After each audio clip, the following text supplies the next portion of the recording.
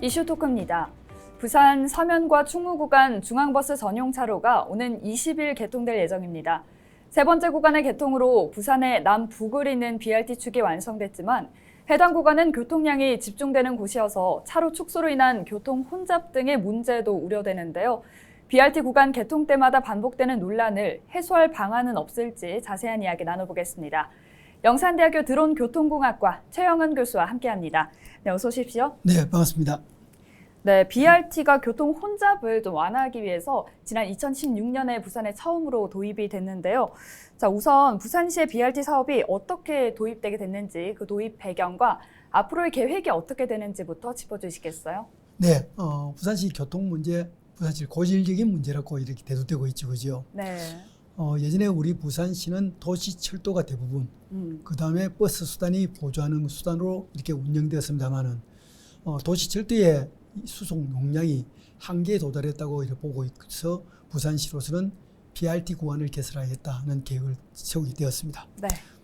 매년 승용차가 4만 대 이상, 현재 지금 우리 승용차가 139만 대 정도 되거든요. 부산시의 교통량은 날이 갈수록 증가하고 있고요. 승용차의 이용 대수가 갑자기 증가하고 있다는 그런 소식을 듣고 있습니다. 특히 2001년도에 우리 대중교통 수송 부담률이 45% 정도 되었거든요.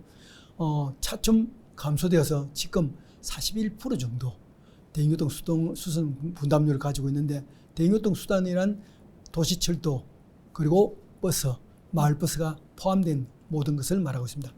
대개 선진국가에 있는 대중교통 수단 부담률은 약 60%를 다다르고 있거든요. 네. 근데 부산은 41% 정도. 그래서 교통 개선에서 아주 문제가 있고요. 더욱이 2년 전부터 코로나19로 인해서 대중교통 이용이 굉장히 떨어졌고요. 네. 그리고 BRT 노선이 도시철도와 중복되는 바람에 또 이용객들이 많이 떨어졌다는 건 지적을 받고 있습니다. 어떻든 부산시로서는 도시철도 외에 동서남북으로 있는 BRT 노선을 개설해야 되겠다는 계획을 세웠고요.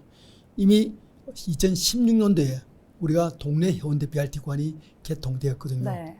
이때 굉장히 많은 분들이 굉장히 환영을 했고요. 다만 그 구간은 도시철도가 없는 그런 구간이었습니다. 또 이용객들이 많이 증가하였고요. 버스의 속도와 정시성 그리고 배차 간격들도 굉장히 원활하게 진행되었다고 평가를 받고 있습니다.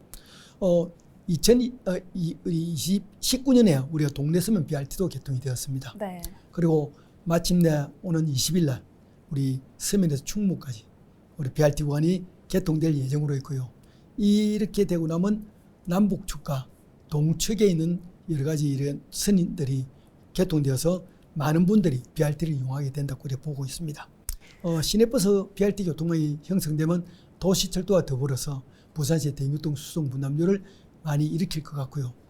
이런 것들이 형성되는 데 반해서 2023년 이후에 다시 4개나 되는 부산시의 도시철도 외에 BRT 노선이 이렇게 계획이 되어 있거든요. 네. 이러한 구간들은 5기 노선을 보면 대티에서 하단까지, 그리고 6기는 문인에서 수영까지, 그리고 7기는 하단에서 경남 창원까지, 그리고 8기는 대성에서 경남 양산까지 이렇게 계획이 되어 있지만은 이 경우는 내년에 다시 타당성 검토를 해서 만일에 BRT 구간을 더 확장할 것에 대한 검토를 할 예정으로 있습니다. 지난해 부산시에서는 온라인을 통해서 BRT 이용에 대한 만족도를 조사했습니다. 그 결과가 어떻게 나왔나요? 그래서 굉장히 저희들한테 일반 시민들한테는 많은 좋은 효과가 났다고 이렇게 평가되고 있고요. 네. BRT의 이용자 만족도를 조사한 결과를 보면 시민 62.3%가 만족하고 있다. 아주 3분의 2 정도 가까이 다가오고 있거든요. 네. 보통이 22.6%, 그리고 불만족은 15% 정도밖에 되지 않습니다. 따라서 BRT 개통 이후에 많은 분들이 이 분야에 대해서 만족한 것을 표시하고 있고요. 특히 버스 속도는 79%나 높아졌다고 보고 있고요. 많이 만족도를 가지고 있습니다. 그리고 정시성도 75% 정도 만족도를 표하고 있습니다. 이렇게 될 경우에는 불만족도는 겨우 4% 정도밖에 되지 않거든요. 따라서 BRT 자체가 부산시에 정착된 이런 개통되고 운영되는 것에 대해서는 많은 이용자들이 만족을 표하고 있다 볼 수 있으면 긍정적인 효과라고 볼 수 있겠습니다만은 네. BRT로 인해서 보행 환경이 다소 떨어졌다는 그런 지적도 있습니다. 다만 현재 지금 이용하는 만족도는 53% 수준을 가지고 있고요. 일반적으로 보통도 한 30% 정도 되고 있습니다만은 전체적으로 볼 때는 전체적인 보행 환경은 좋아졌다 하더라도 그로 인해서 교통사고는 좀 증가했다 이렇게 보고 있습니다. 뭐 이러한 경우는 이용이 편한 만큼 사람들의 인식도가 좀 더 편안하게 다가오고 있다 이렇게 말할 수 있습니다. 일반 도로를 이용하는 승용차를 일반 시민들은 네. 불만족도가 많이 높아졌죠. 확실히 그렇죠? 주변에서도 맞습니다. 그렇더라고요. 약 70% 정도가 불만족스럽다는 거에 표하고 있습니다. 이에 대해서는 속도 저하가 굉장히 크다. 그렇죠. 예, 그리고 차량이 통과할 때 BRT 구간은 생생하고 있는데 일반 도로는 굉장히 정체된 그런 네. 소위 말하면 불안감 같은 거 그리고 또 굉장히 상대적인 불만족 같은 거 이런 것들이 많이 표하고 있다는 것을 볼 수 있습니다. 네, 확실히 BRT 구간 버스를 이용하는 이용자와 또 일반 도로를 이용하는 이용자와의 만족도가 꽤 차이가 있는 걸로 나왔는데 교통 실태를 짚어봐야 할 것 같습니다. 부산시에서는 BRT 노선별로 개통 이후 발생되는 문제점에 대해 조사하고 또 개선 대책을 수립하기 위해서 모니터링을 추진하는 걸로 알고 있습니다. BRT 구축한 이후에 교통 실태가 어떻게 나왔나요? 그래서 모니터링은 사후 평가라고 저희들이 평가를 말을 하고 있습니다. 최근에 내성에서 서면 BRT 구간에 대한 조사가 있었거든요. 네. 첫 번째 안정적으로 버스 통행 속도가 유지되고 있다. 즉 예전에는 차가 막히면 버스가 많이 정체되고 이랬거든요. 그리고 배차 간격도 늘어지고. 네. 근데 실제로 BRT 구간을 다니는 차는 일정한 속도로 다니고 있다.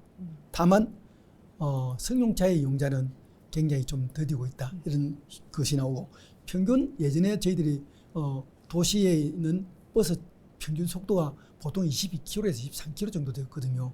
그러니까 차가 가다가 쓰고 네. 정류장에 쓰고 하는 것을 다 통합해서 했을 때 일반적으로 볼 때는 뭐 최고 속도가 60km, 70km 낼 수 있지만은 그러나 실제로 다니는 속도는 22km 정도밖에 되지 않거든요. 그런데 25km까지 통상적인 속도를 유지하게 돼서 굉장히 좋았다는 그런 시민들의 그 말씀이 있었고요. 다만 전체적인 차량 통행 속도는 감소가 되었다 이렇게 보고 있지만 버스는 증가할 때 일반적인 승용차라든지 다른 속도는 감소되고 있다. 뭐 이런 것을 볼 수 있고요. 특히 출퇴근 시간대나 평소 일반적인 시간대, 러시아가 아닌 그런 시간대에도 속도가 정상적으로 가고 있고 예전에는 출퇴근 시간이 굉장히 많이 막혔거든요. 그런 것에 대한 만족도를 많이 내고 있고요. 특히 이제 또 두 번째는 BRT 이용 승객이 증가되었다. BRT를 이용해서 안정적으로 속도를 유지하고 있고 또 시간대에 갈 수 있기 때문에 도시철도와 같은 그런 비슷한 그런 효과를 낼 수 있기 때문에 많이 이용하게 됐다는 것은 효과를 볼 수 있습니다. 그리고 또 이제 환승 이용객이 많아졌다. 버스와 버스의 환승 이용객이 많이 늘어났고요. 그리고 네. 도시철도 환승하는 이런 이용객 그리고 마을버스 하는 이용객도 많이 늘어나고 있어 시민들의 만족도는 이거에 대해서 굉장히 많이 만족하고 있는데 아까 뭐 방금 말했지만은 승용차에 대한 만족도는 다소 떨어지고 전체적인 속도가 많이 죽었다. 다만 근래에 우리가 3050이라는 우리가 안전속도를 시행을 하고 있거든요. 네. 빨라도 50km 이상 달리지를 못합니다. 뭐 그런 것을 보면 BRT 구간의 버스 속도가 향상된 것은 시민들에게 굉장히 좋은 효과라고 볼 수 있다고 봅니다. 네. 이렇게 만족도는 높아진 반면 아까 잠시 사고를 언급해 주셨는데 이 BRT를 설치하는 게 보행자 중심의 교통 환경을 구축하기 위한 것이기도 합니다.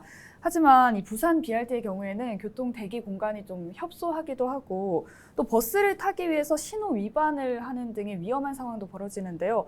보행자 사고에 대해서는 어떻게 보시나요? 그렇습니다. 예전에도 BRT가 개통되고 나서 이 문제에 대해서 몇 차례 방송도 했었지만 무단 횡단하는 사례가 많아졌습니다. 좀 짧더라고요. 그렇습니다. 그 구간이. 그리고 이제 서울에 비해서는 서울은 보통 정류소 폭이 3m에서 5m까지 되는데 네. 부산의 경우는 80cm에서 뭐 한 2m 정도요. 상당히 차이가 그렇습니다. 나네요. 그러다 보니까 사람이 많이 몰리는 정류소는 사람이 비좁고 또 버스가 서는 구간들이 길게 늘어지기 때문에 빨리 가려고 하는 그런 것 때문에 사고가 많이 일어나는 것을 볼 수 있습니다. 그래서 BRT 구간 정류소 주변에 공간은 너무 협소하기 때문에 이런 사고들이 좀 많이 안전사고가 일어나는 경우가 있습니다.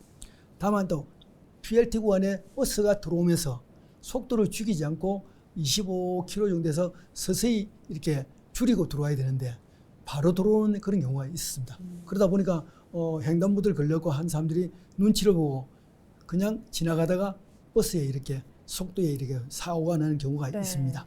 특히 이제 정류소 주변에 발생한 사고 유형을 보면요, 26건 중에 네. 23건이 횡단 중에 발생했거든요. 그리고 위반 법규로 본 안전운전 불효행위라고 나타났습니다. 뭐 이것은 부주의란 뜻이죠. 그리고 운전자의 부주의도 있지만은 보행자의 부주의도 많이 발생되고 있다. 뭐 이렇게 되다 보니까 정류장 주변에 사고가 많이 일어났다. 특히 야간에, 특히 노약자라 할 수 있겠죠, 그죠? 교통약자, 이렇게 나이 드신 분들은 많은 분들이 그런 구간에 기다리지 않고 횡단하는 경우가 많이 생겼습니다. 뭐 이런 경우를 보니 굉장히 많은 부분에 사고가 발생됐다는 효과가 그 부작용이 났고요. 서울과 비교해서 정류소의 폭을 좀 더 늘릴 필요가 있다. 다만 부산은 도로폭 자체가 좁기 때문에 네. 다이어트를 해서 정류소를 중앙에 만들었거든요. 더 늘릴 수 있는 공간이 없습니다. 그렇게 되면 차도에 있는 보행 공간을 줄여야 되는 그런 경우가 생기기 때문에 이런 문제가 있고요. 특히 이제 비 올 때 네. 우산을 들고 있는 분들이 많이 있고요. 또 그리고 휴대폰을 보는 사람들이 굉장히 많이 있습니다. 그렇죠. 차가 들어온 것을 인식을 하지 못하고 우산에 또 차에 차민이 받친다든지 또 차가 들어왔는데 불구하고 이렇게 휴대폰을 보다가 지나가는 사람들, 네. 이런 사람들에 대한 그런 사고가 많이 일어났다 할 수 있습니다. 이번에 서면 충무 구간 공사로 또 한 차례 교통체증을 겪으면서 이후에 BRT가 개통되더라도 뭐 차로가 축소돼서 교통 혼잡이 더 가중된다는 우려도 있는데요. BRT를 이용하지 않는 그 일반 차량의 흐름을 개선하려면 어떤 노력들이 필요할까요? BRT 구간이 개통되는 이런 구간들을 보면 재래시장들이 많이 연결되어 있거든요. 뭐 이런 구간에는 사실은 조업 차량들이 많이 다니고 있습니다. 네. 그러다 보니까 가로변 차로를 한 차로 막고 있는 그런 경우가 많이 있습니다. 그렇겠네요. 그러다 보니까 그 차로 가던 차들이 앞에 조업 차량 때문에 피해가는 경우가 생기는 경우는 다른 차로에 대해서 위빙 구간이 생기거든요. 그렇게 되면 그로 인해서 정체라든지 교통사고가 일어나는 그런 것을 많이 보고 있고, 그런 것이 우리 통행 속도를 줄이는 그런 불이익을 가지게 됩니다. 병목 현상을 일으키게 되거든요. 따라서 이런 구간에 대한 검토가 좀 있어야 되지 않겠나 하는 것도 있고요. 어떻든 BRT 구간이 개통되고 나서 대중교통 수단 이용 분담률을 더 확대시키기 위해서는 어떻게 하면 될 것인가에 대한 심층적인 그런 연구가 좀 필요합니다. 다만 이제 BRT 운영만이 바람직한 것이 아니고요.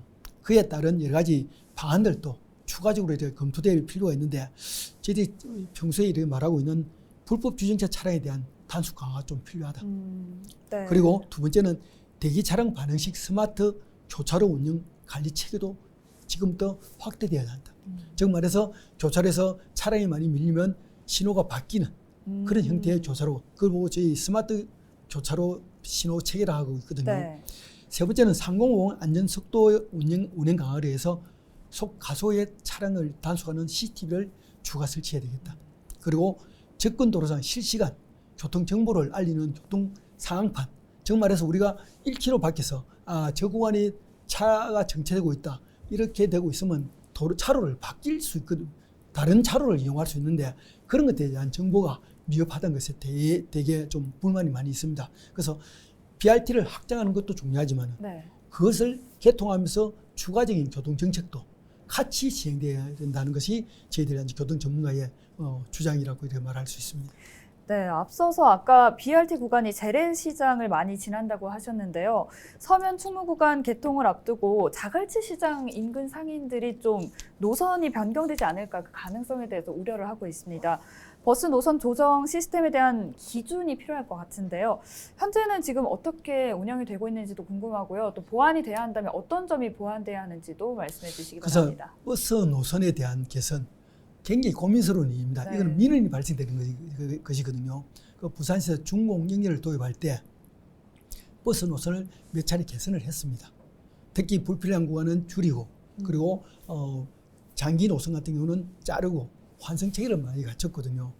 그런데 문제는 대형 아파트들이 들어서기 시작했습니다. 네. 뭐 그러다 보니까 우리 아파트 앞으로 버스 노선을 돌려달라 네. 하는 민원들이 급증적으로 많아졌습니다. 뭐 1000세대 이상, 2000세대 같은 경우에는 버스 회사로서는 글로 다니면 아무래도 이용성이 많아지고 수입도 강화되고 또 이렇게 됩니다. 다만 그런 노선을 바꾸게 되면 현재 가고 있던 노선을 무시하고 그 노선을 돌려야 됩니다. 그런 사례들이 부산에 몇 차례 있었습니다. 그러다 보니까 이후에 민원이 더 추가로 발생되고요. 네. 이것이 중공영에 대한 노선 조정에 대해서 아주 반대적인 현상이 일어나게 됩니다. 그래서 버스 노선의 조정은 버스 노선 조정위원회가 있습니다. 부산시에. 이런 민원들을 여러 가지 심층하게 이렇게 연구를 하고 이래 해서 바꾸는 노선이 필요하지요. 민원에 의해서 자기들이 달라는 노선에서 무조건 다 줄 수 있게 되면 중공영에 대한 부산의 부담도, 부산시의 부담도 엄청나게 늘어져야 됩니다. 네. 부산시에서 용역을 한 이제 시내버스 노선 조정 연구 용역 결과도 마찬가지로 이런 문제를 지적하고 있는데요. 민원에 의해서 노선을 자꾸 바꾸게 되면 이것은 또 다른 민원을 또 추가로 발생시키니까 주의해야 된다는 것을 많이 만드시 가고요. 노선 조정은 반드시 기존 체계를 우선적으로 해야 된다. 지금은 이제 한 40년간의 우리 버스 노선을 바꾸고 해서 만들어진 노선이 지금의 노선입니다. 어떻게 보면 제일 잘 만들어진 노선이라고 볼 수 있거든요. 네. 그런데 추가적으로 재건축 재개발에 인해서 여러 가지 공동주택이 확대되고 함으로써 또 노선을 바꾸게 되면 추가적인 노선을 만들어야지 있는 노선을 없애고 그걸로 돌리게 되면 더 많은 문제가 더 많이 생긴다 이렇게 말씀드릴 수 있습니다. 이제 마지막으로 여쭤볼 텐데요. 부산에서는 매번 BRT 개통 전후로 좀 승용차 이용자들의 불만이 커지고 있습니다. 대중교통 이용 활성화를 위한 BRT 개통에 대해 시민들을 좀 설득시키는 것도 중요할 것 같은데요. 대중교통 이용 확대 정책이 왜 필요한 것인지에 대해서 말씀 부탁드립니다. 그렇습니다.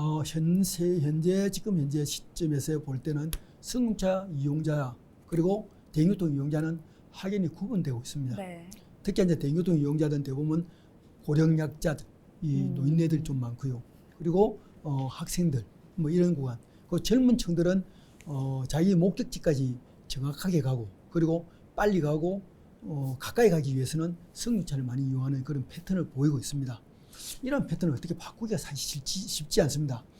따라서 저 개인적으로 볼 때는 현재의 교통 상황으로 봐서는 대중교통 이용 승객을 높이는 것은 거의 쉽지 않아다.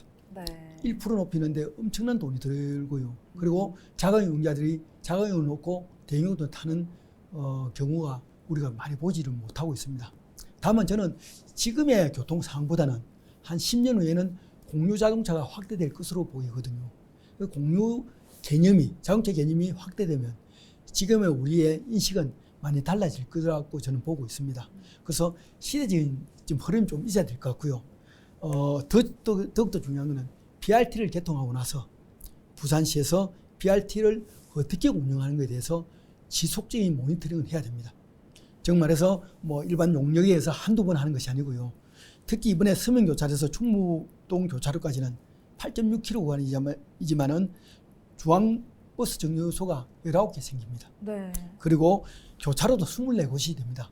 뭐 이렇게 되는 경우는 반드시 정체가 생기거든요. 네. 그리고 하루에 2,000여 대 이상의 교통량이 지속적으로 이렇게 다니게 될 경우에는 교통정체는 뭐 되기 때문에 이와 BRT 운영과 함께 교통체계 개선 필요하고요. 제일 중요한 것은 도시철도는 부산시 소유입니다. 그리고 BRT 버스는 민간인 소유거든요. 또 BRT는 우리 중공영지에 포함되는 그런 버스 수단입니다. 자, 그래서 이렇게 BRT를 활성화될 경우에 중공영지에 대한 부담, 부산시의 부담도 우리가 고려해야 될 것 같고요. 어떻든 시민들이 대중교통, 특히 도시철도 그리고 BRT 버스 수단을 많이 이용할 수 있도록 홍보라든지 그리고 버스 수단이 이용하기 편하다는 것을 많이 시민들에게 알리는 그런 대중교통 매개체를 통한 그런 것들을 좀 홍보해야 되지 않겠다. 특히 오늘 이 방송을 보고 많은 청취자들이 이렇게 좋은 점이 있기 때문에 버스를 많이 타자. 또 BRT 구간이 있는 곳에 우리가 즐겨 타자는 것에 관심을 좀 가졌으면 하는 것이 제 바람입니다. 네, 지금까지 부산의 BRT 교통망과 관련해서 최양원 영산대학교 교수와 함께 이야기 나눴습니다. 오늘 말씀 고맙습니다. 네, 감사합니다. 네, 교통체계 정비와 차량 정체 등 BRT 추가 개통에 따른 해결 과제가 아직 남아 있는데요. 부산의 도로 환경상 대중교통 활성화 정책에 불가피한 만큼 시민들을 이해시키는 과정도 필요해 보입니다. 헬로 이슈 토크 오늘 여기서 마칩니다. 함께해 주신 여러분 고맙습니다.